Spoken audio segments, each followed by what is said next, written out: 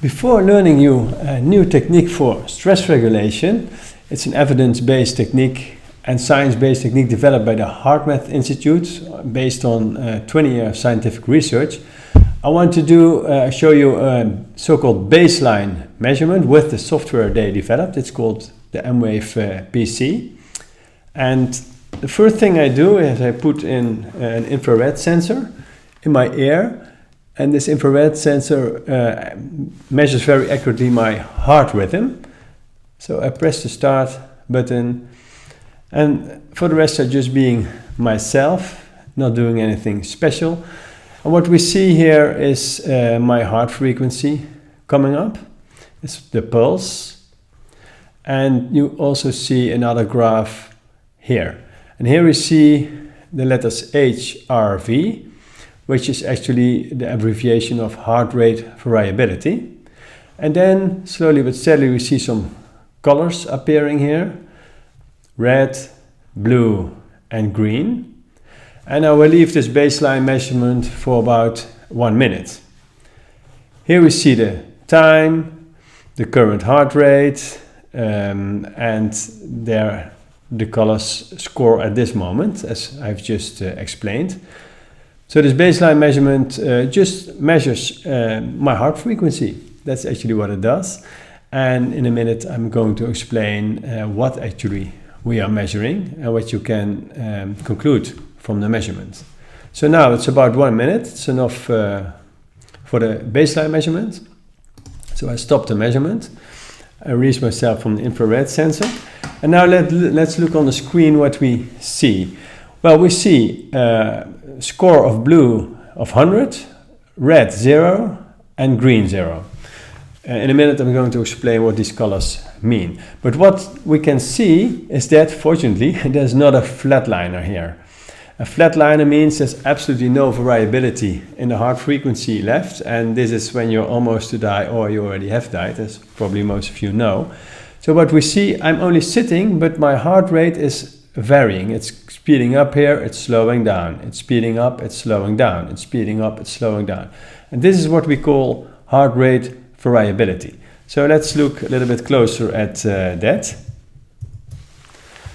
And here we see that. This is another person. You see when this person breathes in, like I'm doing now, then the heart rate goes up. And then the accelerator of the autonomic nervous system, which we have explained in a previous section, is stronger than the brake. The sympathetic branch is stronger than the parasympathetic branch, and this makes the heart rate goes up until 90. And then, for example, when with the out breath, then the parasympathetic branch is stronger than the sympathetic branch, or the brake is stronger than the accelerator. This makes the heart rate go down, and here it goes up again. Here we can also see the heart rate going faster, the average heart frequency goes up, here it goes slower, and the average heart frequency goes down. Well, now what we see here also is that the highest frequency, heart frequency we can find here is a 90 of this person, and the lowest one is about 55. So 90 minus 55 is 35 beats per minute between the highest heart frequency and the lowest. This is what we call heart rate variability. And according to cardiologists, this is one of the most important health indicators, and it's a sign of your resilience on the physical, emotional, mental and also spiritual level. And when you compare it to driving a car, this person can accelerate from about a 60 easily to a 90 and then brake down again back to about 55. So he's very resilient. He can speed up in the doing mode, but he can also let go in the being mode. This is a balance between those two. Unfortunately, we lose about 1.5% per year of this variability. This has to do with stress, with aging. But when you have a healthy lifestyle, when you do some proper stress regulation, you can diminish the pace in which this goes down and keep your variability for a much longer time in your life.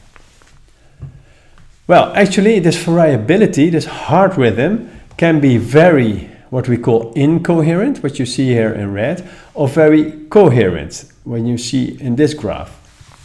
Your heart is always in an incoherent rhythm when you experience stress. We've just seen in the previous section that one of the definitions of stress is experiencing an unpleasant feeling. For example, here, frustration. What happens then, there's a fight between the accelerator and the brake. And the accelerator, oh, you're frustrated, and then the brake, oh, we have to relax. And it's like they are in a fight with each other, speeding up, slowing down, speeding up, slowing down. And this costs the system a lot of energy, constantly producing of adrenaline, then it has to be kicked back. So it costs a lot of energy. It's like driving in your car and accelerating and braking. Well, if you do this for a few miles, then your car must go to the garage. Same with you. When you are too long in a period of stress, as we have seen in the inverted U curve, you also have to go to the garage, called exhaustion or even burnout.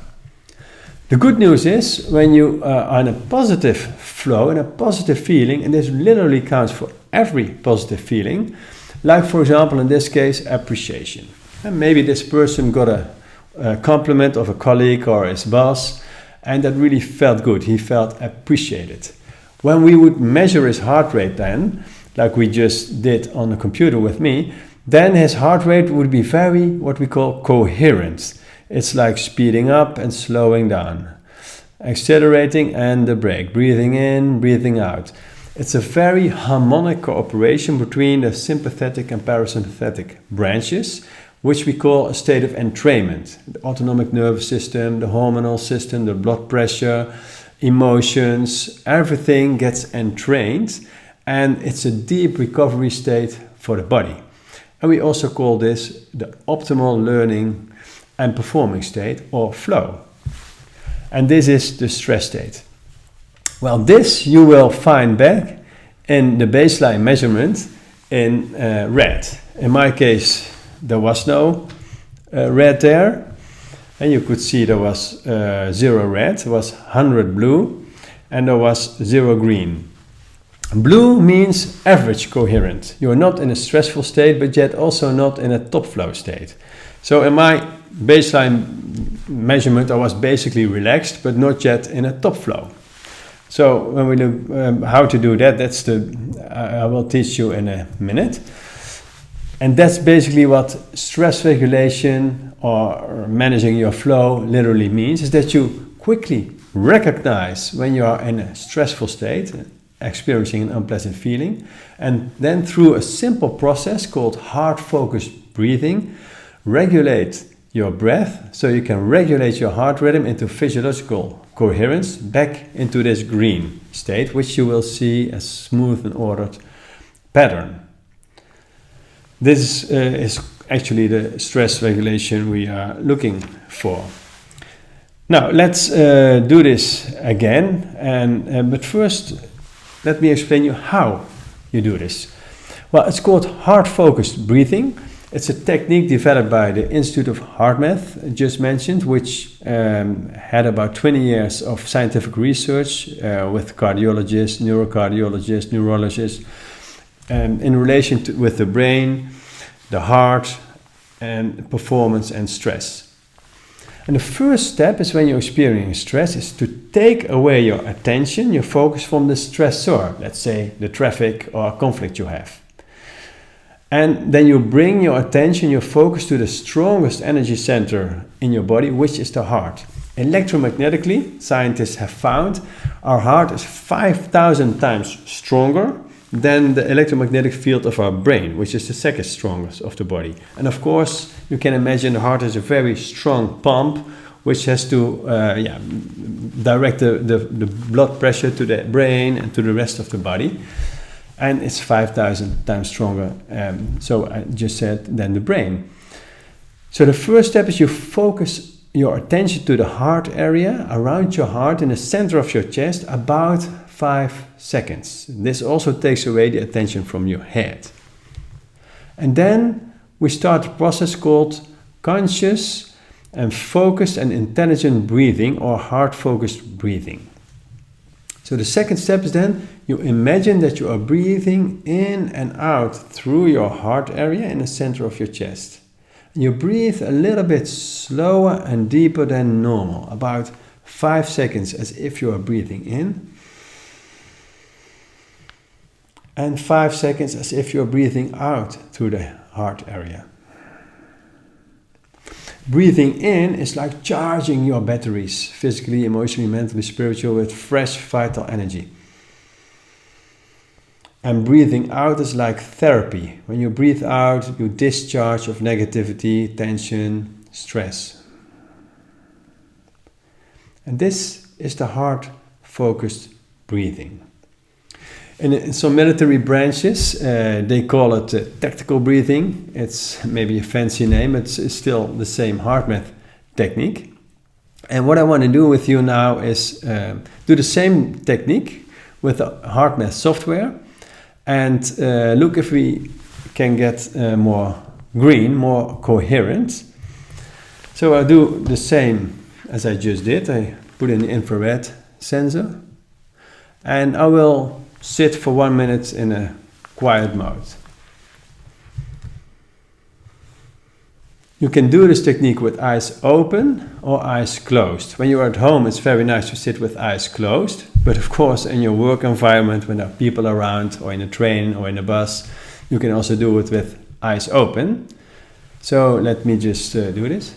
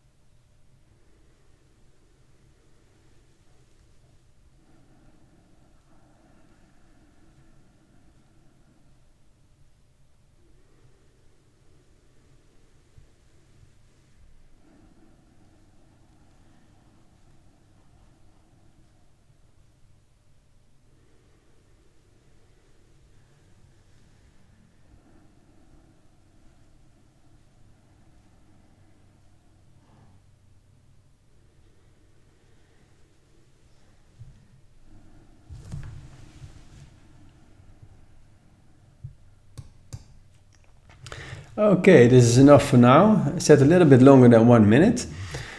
And when you look at the screen now, you see that the blue has diminished from 100 to a 45 and the green was 0 and is now 55. It took me a little while to get into this coherent mode, but when I was in there, like you see here, when I would only measure this piece, it would be 100% green. And so this means about half of the time I was in this high coherent state simply by intelligently and focused kind of breathing where I entrain my entire system and get a deep recovery with my eyes open. Of course, it is also possible with your eyes closed. I've trained thousands of people and companies and top sports in this technique. And when you look in large corporations, when we apply this in a training for about 3 months, there's an average stress reduction of about 40%. So it has a very strong impact, and most of the people like it because they can see it on a screen. So it's what they say science-based, it's evidence-based, and it gives real biofeedback, which enlarges the motivation to practice these techniques in reality. So when actually could you apply this technique? Well, for example, before a meeting, this is what we call prepare, or before an important presentation. You can also do it after a stressful moment, like when you had a little quarrel with a colleague or a little conflict, and you still feel a little bit upset, and you have to enter your next meeting. Then just take 1 minute, maybe 2 minutes for this heart-focused breathing to get from this red state, the stress state, back into your flow state in green. It's an investment of nothing, 1 minute, you can see it here. and it delivers really good results for you, and it fills your physical, emotional, mental, spiritual batteries very quickly. It's like pulling back the arrow like 30 centimeters, and then it can go on like for 300 meters ahead. So before proceeding, I want to give you the opportunity now to practice this technique. So I want to invite you, just sit straight. Maybe you can also do it by playing this video back after you watch this video, but maybe you can practice it now along with me. For you now, I will practice it with eyes closed, because for the first time that's easier to learn. So just sit quiet, close your eyes, and focus your attention on the heart area. It's this area. This will shift your attention from your head to your chest, so the chest area. Heart focus. And then slowly start with the heart focus breathing. I want to invite you to breathe in like 5 seconds, as if you are breathing into the heart area, to the center of the chest area. Charge yourself with fresh energy. And then when you breathe out, if you're breathing out to the heart area, 5 seconds out, let go of tension, negativity. And keep to that rhythm. 5 seconds in, charge yourself with fresh energy. And with the out breath, let go of stress and negativity.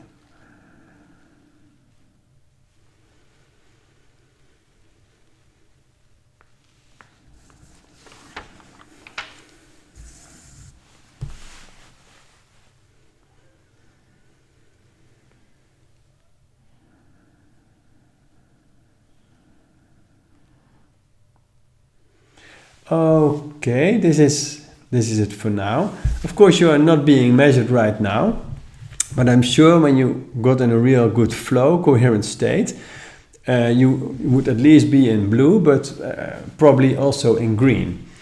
And when I do this in groups, most of the time, about 70 to 80% of daytime, people in the West are in this incoherent red state, because of what I was explaining, always being in this doing mode. And literally, take your moments to get back in the being mode. Again, fills your batteries. So I want to invite you as an assignment to about 4 to 5 times a day, the coming 2 weeks, practice this heart focus breathing. What I just explained, like a preparation, like a reset after a stressful moment, or sometimes just do it to fill your batteries. We call it sustain your coherence. So 4 to 5 times, 1 to 2 minutes. When you stay out of your bed, after the shower, after lunch, before you start working again, maybe you're on the toilet, before the coffee machine, when you are refueling your car, it's always a good moment, takes 1 or 2 minutes, just refuel yourself as well at that moment. So that's the assignment. So this is it for now. In the next video, we are going to talk about the heart-brain connection and about your so-called emotional landscape, to really learn to feel yourself well, See you then.